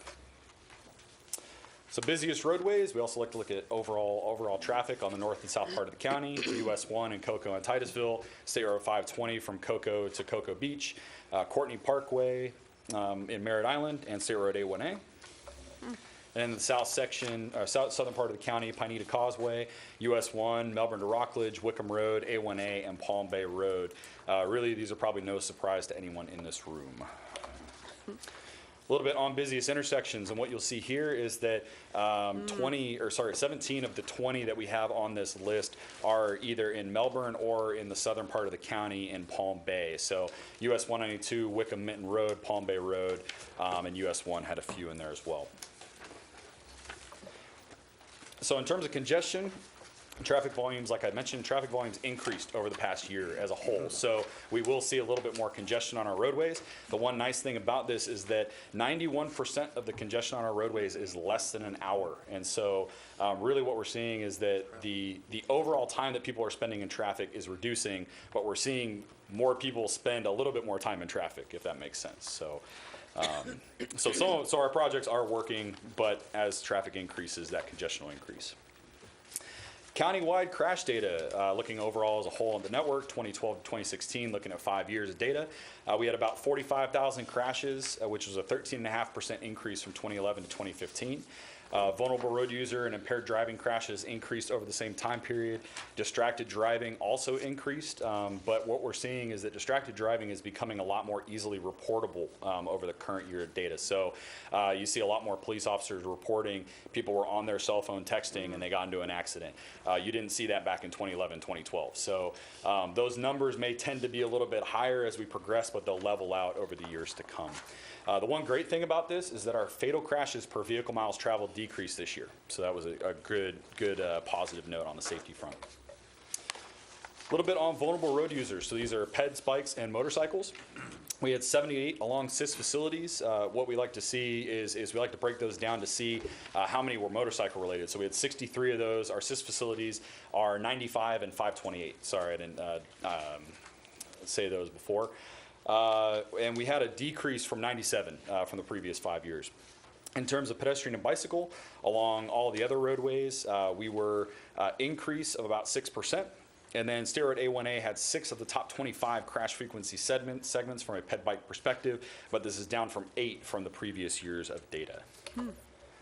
So a little bit of summary of the countywide trends before I get into the corridors. Population continued to increase. We saw the traffic volumes increase, and what we're seeing there is lower gas prices. So lower gas prices, a lot more people trying to get out. We had a discussion on Monday about how does that impact transit as well, and so that's something that may play a factor into the decrease in ridership there. And then overall crashes and vulnerable road user crashes increased, but we did have that decrease on the fatal crashes per million VMT. So getting into the corridor analysis, so this is something that we piloted last year and we expanded it to be the entire network this year. What we were looking at is trying to bridge the gap between the LRTP, the Long Range Transportation Plan, and our project priorities. So the LRTP identifies, here's all the stuff we want to do in the future. At some point it makes its way down to, all right, a local jurisdiction says we want to do this project. And so what we're trying to do is marry those two up and say, can the state of the system analysis support the different types of projects that are going on our project priorities list? So we reviewed 7 goals and performance measures, which I'll talk about here in a second, and we analyzed those for 218 corridors within the whole county. So to put it in perspective, our state of the system network is about 525 individual segments that we had to kind of roll up and put together into these 218 corridors. And what did we look at? We looked at percentage of our regional roadways with congestion. We looked at evacuation routes that were being monitored, especially with the hurricanes that we've had over the past few years. ITS, we looked at transit ridership, ped bike facilities and where those gaps could be, and then annual ped bike and overall crashes. So I'll kind of go through these pretty quickly, but congestion was one of our ones that we looked at. The top congested corridors, people probably aren't too surprised about these. San Felipe, Malabar, Suntree, the short section of Suntree, 520, and State Road A1A. Evacuation route monitoring, we have a lot more detail in the report about this, but really what we're trying to get at is what evacuation routes, where do we have monitoring and where do we not have monitoring, or where do we have only partial monitoring? So Babcock Street is a great example in the southern part of the county. We don't have any monitoring on that portion of Babcock. So how are we going to know if people are going to make their way north and south to get out to 95, especially with no interchanges down there today? Palm Bay Parkway is going to be built in the future. A1A is also a great example of that. We don't have monitoring for a majority of the length of A1A, and that's a pretty critical evacuation route along the beach side. So ITS infrastructure was the exact same way. So we noticed A1A and then US 1 through Titusville didn't have any ITS infrastructure. Those are things that are hopefully going to be targeted. They were targeted as part of the ITS master plan and then in other projects moving forward. Transit ridership, top corridors with the highest ridership, 520 A1A, US 1. And the ones with the lowest were O'Galley, where transit is present, and then State Road A1A in the southern portion of the county. Pedestrian facilities. So trying to get into major corridors with only partial. So these are areas where you can go out and possibly do projects to kind of fix those gaps. And the first one on that list, Wickham from Nassau to Sarno, just south of the corridor that we just discussed. Ellis, Apollo, and then a couple corridors up in Titusville. Bicycle facilities, so this is looking at where do we have shoulders, where do we have designated bike lanes. O'Galley Boulevard, US 1, some roads in Titusville, and then Wickham from Lake Andrew to Morrell were some of those top corridors that we may want to target moving forward. Then the last few slides really targeting pedestrian, bicycle crashes, and then overall crashes. These may or may not be a surprise to some folks. These were pretty consistent with our countywide safety analysis that we did a few years back. A1A Beachside, a lot of pedestrian and bicycle traffic. Those are showing up as being number 1 and 2 from a pedestrian crash standpoint. Wickham Road from Sarno to Parkway, which is the corridor that we just talked about, US 1, and then State Road 50. And then you'll see that State Road A1A corridor will show up again on the bicycle list. Courtney Parkway, State Road 3, Babcock Street, and then US 192 for the bicycles.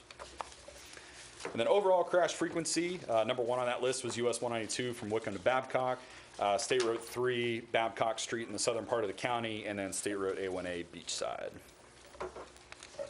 So the baseline countywide measures, what we're really trying to do is, when we did this pilot last year, the goal was to say, okay, we're going to roll up all of these metrics and see how they compare year to year. So as projects get done across the county, whether it's a sidewalk project, whether it's a capacity project, what are we doing to kind of track the overall countywide performance of this?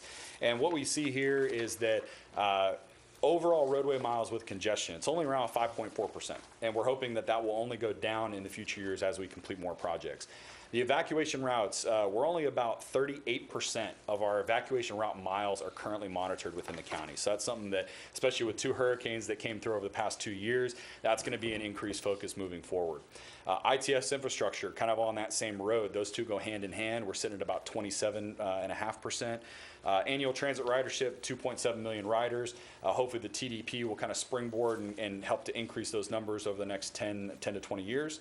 And then roadways with existing PED facilities, we're about 40%. So overall as a county, on the roads that you drive on every day, about 40% of our roadways have adequate pedestrian and bicycle facilities.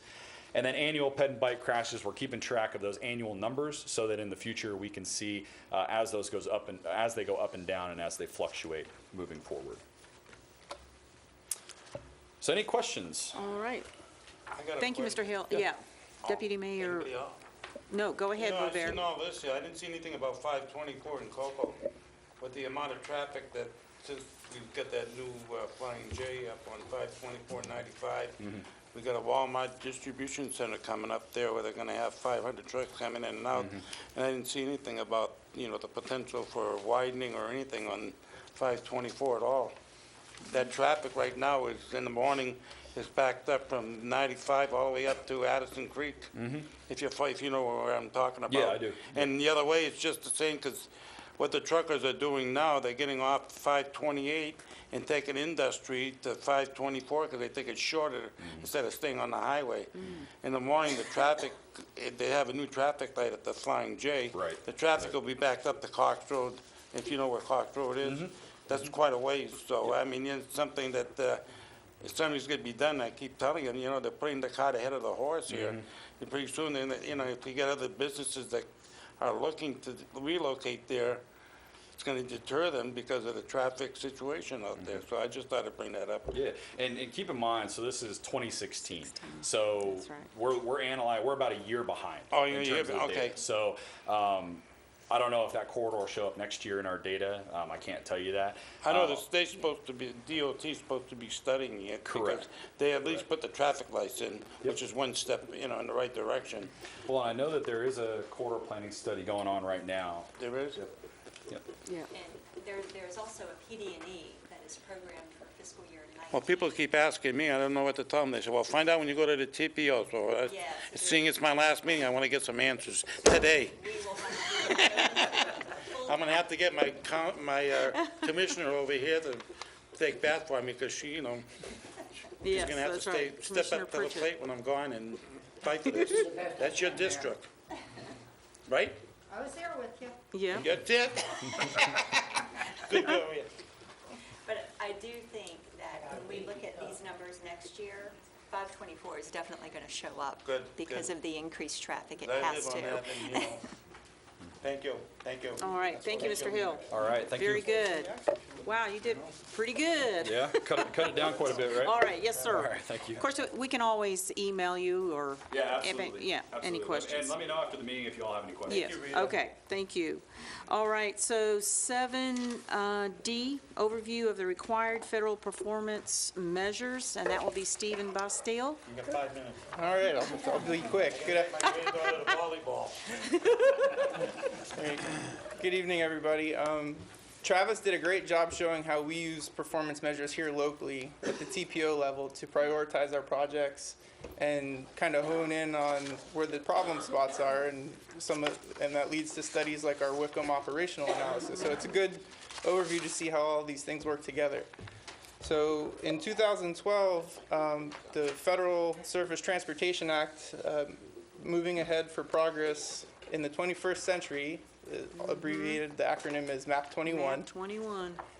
And that established the dialogue to have national performance measures, because we had some big news stories of bridges crumbling, and it really kind of, we all saw how much of an issue transportation infrastructure was deteriorating nationwide. And so Florida's been really good at keeping track of their bridge program and bridge maintenance and pavement maintenance as a state as a whole, but it varies from state to state how that is done. So the MAP 21 established or at least started the dialogue for us to all start getting on the same playing field. And so in the coming year, next year, we'll be coming to you as staff asking you to support by resolution some performance measures and targets that MPOs are being required to adopt as part of the current Transportation Act, the Fixing America's Surface Transportation Act, the FAST Act. And so in your agenda package, you have the due dates when we have to have those adopted by. And so MPOs will have the option to either come up with their own targets or support the state's targets. And FDOT has been kind enough to step up to the plate and say they will keep track of all of the performance measures statewide for us to all use for reporting. So we'll be bringing our recommendations to you as each one of these come due for adoption. But after initial analysis, staff is going to most likely recommend to support the state's targets for ease of reporting, and there has been no additional funding tied to this program yet. It's just kind of to keep in mind, it's a national program to get all of the states on a level playing field, and we're kind of already ahead of the game. So, all right, thank you. And this is just a little overview, so we'll be coming to you next year. All right, thank you. Any questions for Mr. Bastille? No? Thank you, great report. Thank you. Item 7E, staff report. All Ms. right. Gillette. Yes, so you have the 2017 strategic plan report for October and November, if you'd like to see what staff has been up to for those 2 months, and see what projects we've been working on and what meetings that we've been attending. And also, you have the MPOAC Weekend Institute for 2018 is coming up, and they hold it twice a year. And I think that we get, each MPO gets 3 seats for that institute. So for the new members, I think that we have always encouraged any of the new members that might be interested to go to that. You will learn more about MPOs than you could ever imagine. I've heard that it's a fabulous course. And Lisa, they would contact you if they're interested? Okay. All right. I think that's it. Okay, thank you. 7F, and this is public participation report, Abby Rex. I apologize, I didn't update the name. No, it's okay. I just got married. It's okay, yes. Well, Eventually it'll be congratulations. Abby Hemingway, but that paperwork takes a while. I'm briefly going to go through this. We're going to cover 3 months tonight, but I'll be real brief. I have some visuals that'll probably speak more to our outreach and education initiatives that we've been doing for the past 3 months. So in September, you can see for our attendance, we did a library outreach tour, so I actually went and physically visited every library in Brevard County to kind of redevelop those connections, specifically for the Bike Ped program. A lot of our libraries in the summer do outreach programs where they have to host something for the kids, and it kind of pairs up nicely with Kim's schedule, and so we like to kind of make sure we keep that dialogue open and just make those reconnections. We also did a senior safety day in West Melbourne with West Melbourne PD. And then the biggest call out is really in September. Kim every year does this in September and October, does the Head Start program where it's federally mandated that Head Start children learn pedestrian safety. And so we actually were featured in Florida Today for this outreach initiative and kind of brought some awareness to it, and that we teach kids as young as 3 and 4 about pedestrian safety. So that was a major call out. She saw over 600 students within Brevard County. Big laborious task on her end, but she did a great job. And you can just see some of our social media statistics if you go to the next page. We also made sure to, of course, September was dominated by Hurricane Irma. We all know that. We worked with Brevard County Emergency Management and the local public information officers to make sure we shared out their messages and worked as a team. And so that is it for September. And in October was a really big month for the TPO. It always is. Not only do we have Walk to School Day, but we also had Mobility Week in October. We partnered with 321 Transit for some pop-up events where we handed out bike and pedestrian safety information. We did some Walkwise presentations, which are pedestrian safety related to different local groups, such as the Brevard Achievement Center, and also during one of our senior citizen events. And then for Walk to School Day, we had over 40 schools participate in Walk to School Day, which is huge. There's 55 elementary schools and 42 participated, so that was pretty good. And if you flip to the social media statistics for October, I wanted to call this out because you can see a big spike in the month of October, and that's mainly because we did a Halloween safety campaign where we reached out to local PIOs and law enforcement officials and had them share out our safety messages. We had a total of 3 key safety messages, and they reached about 50,000 people. So that was a huge achievement for us, and it couldn't have been done without our local partners. And you can also see for news coverage, we were featured a lot this month, mainly because of Mobility Week and some of our outreach initiatives that we were doing. And then for the month of November, our call outs were, we had a teacher training where Kim taught the new bicycle and pedestrian curriculum to PE teachers. And you can see in that photo on the right, even they were practicing what they preach for their kids. They had to get on bikes and kind of took it to the streets and learn the new curriculum. We also had an event that culminated the end of the celebration of Mobility Week called the Senior Stroll.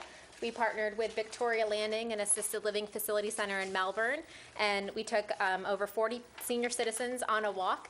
Mayor Meehan was there. She walked with us as well. City of Melbourne PD was there assisting us, and it was a great event, a lot of turnout, a lot of excitement. We had the FDOT representatives there, and it was just a really great event and kind of highlighted the awareness of pedestrian safety for a specific age group, specifically in Brevard. So it was great. And then we also had our Aurora Road meeting where we had a charrette-style workshop that was very different, very hands-on. We had a lot of engagement there with our public, and they actually got to decide, okay, if I have this much space on the roadway, this is where I would put a sidewalk, this is where I would put a median, and they found out fast that they didn't have enough space or money. So that was really interesting, and we had a good turnout for that meeting. And then for the month of November, we also had some coverage there, and for our social media campaigns, we of course highlighted some specifically motorcycle safety and around the Thanksgiving holiday, making sure that you drive sober. So that is it for public participation. All right, thank you. Any questions? All right, thank you, Abby, great job. Okay, item 7G, you might. Yeah, all right, sorry about that. Local government report. Okay, all right. 7H, multimodal agencies report. Stephen Bustel. I'm Okay, back. you're You back. didn't get rid of me that quick. Gee, I can't believe. So I just want to give everyone a little update. I have the opportunity to attend the Orlando Melbourne International Airport board meetings, the Port Canaveral board meetings, and also the Space Florida board meetings. So just want to give everyone a little update on what they're all up to because it has a big impact on our transportation system. Port Canaveral met on December 6th, and one of the things that they continue to see growth in cruise and cargo, as Travis highlighted. They're going to have the Enchantment of the Seas Royal Caribbean ship sailing there starting in June, or home ported there. At their last meeting, they went over their public comments from their master plan. They received overwhelmingly positive support for their master plan, and once it's adopted in February, we're going to invite them to come present their plan to this board. And the big news is that they officially withdrew their proposal with the Surface Transportation Board on any rail line to the port. They heard loud and clear from the public that was not wanted, and so the public was happy to hear that as well. And their next meeting is on Thursday, January 18th at 9 a.m. Is there anything you'd like to add to that, Commissioner Allender? No, you covered it. All right. Good job. Except for the public outcry was not that great.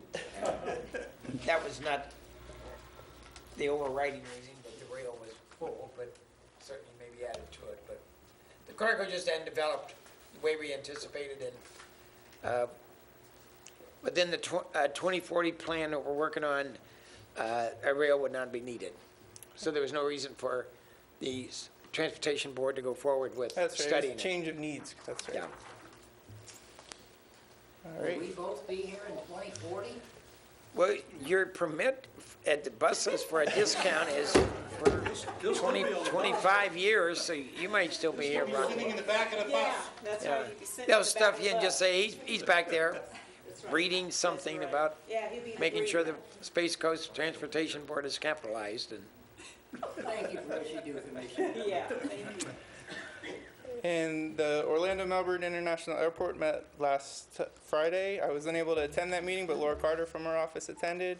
She gave me an update on they're currently resurfacing all 3 of their runways. One of them is complete. They have 2 to go. They've been working with all the airlines to make sure there's not going to be any interruption in service while that happens. The control tower is nearly complete. I don't know if you guys have seen it driving by. It looks fantastic. And they've added, Porter Airlines, a Canadian airline, has added some service recently from a couple more cities in Canada, which will be great and make use of their new customs facility that they've just recently completed. But all of that is overshadowed, I hear, by the coming of the Dunkin' Donuts. Yes, that's right. That's priority. That's the big. On the second floor. Is there anything you'd like to add to that, Mayor, That's since it. you sit on the board? You did a great job. We got 2 new ones in Cocoa, Awesome. 2 new Dunkin' Donuts, All right. So- 20 and Clear Lake. And that just leaves Space Florida. Their last Board of Directors meeting was October 30th. And they gave an update on the Blue Origin rocket factory will be completed by the end of this year and be operational at the beginning of next year in the first quarter. And OneWeb, the satellite company building right across the street, they're going to be partners. They're a satellite company. They'll be launching their satellites on Blue Origin rockets. Their facility is nearly complete, and they'll begin operations next year as well. And one thing that I found particularly interesting is they approved a lease at the shuttle landing facility for Project Moffett. They haven't announced the company yet, but it is a maglev company, and their headquarters will potentially be there. So I just found that very interesting. I guess the shuttle landing facility is a good area to do a lot of testing. But it should be interesting to find out who the company is. Yeah. And the next launch, since it was delayed on Tuesday, is tomorrow at 10:40. You might have saw in the paper, it's the first time they were using both the first stage of the rocket and the capsule to resupply the space station.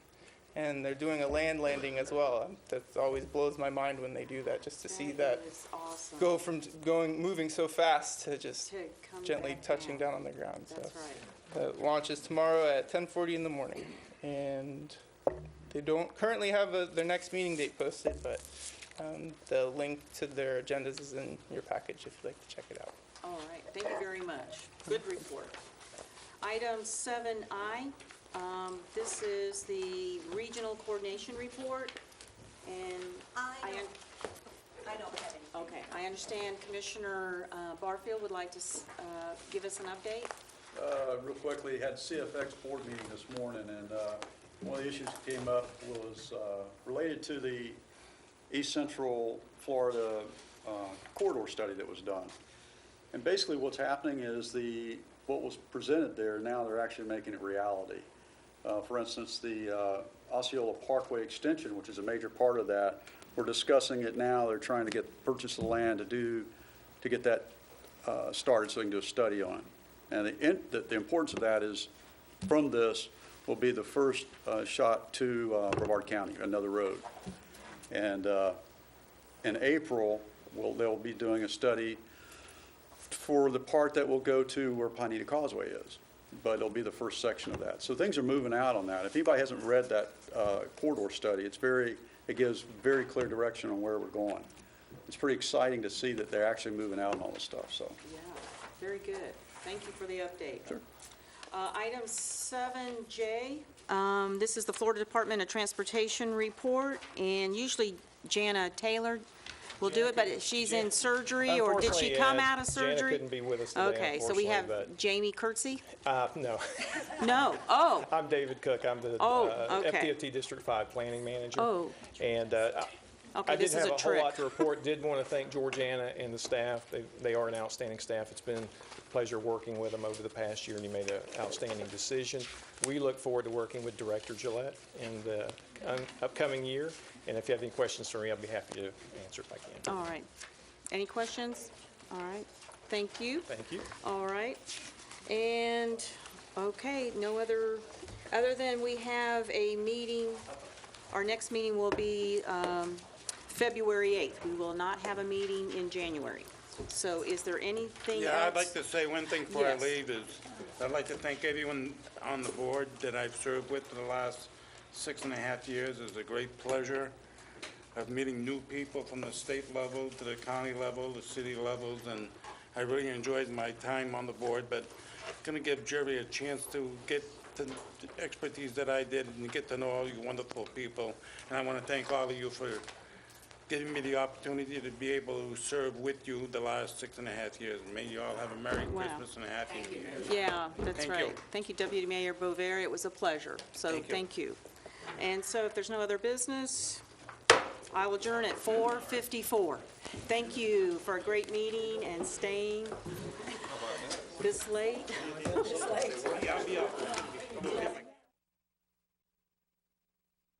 The opinions expressed by any member of the public during any period of public comment do not necessarily reflect the views or opinions of the Board of County Commissioners of Brevard County, Florida, Space Coast Government Television, or the program sponsor, and are solely those of the presenter.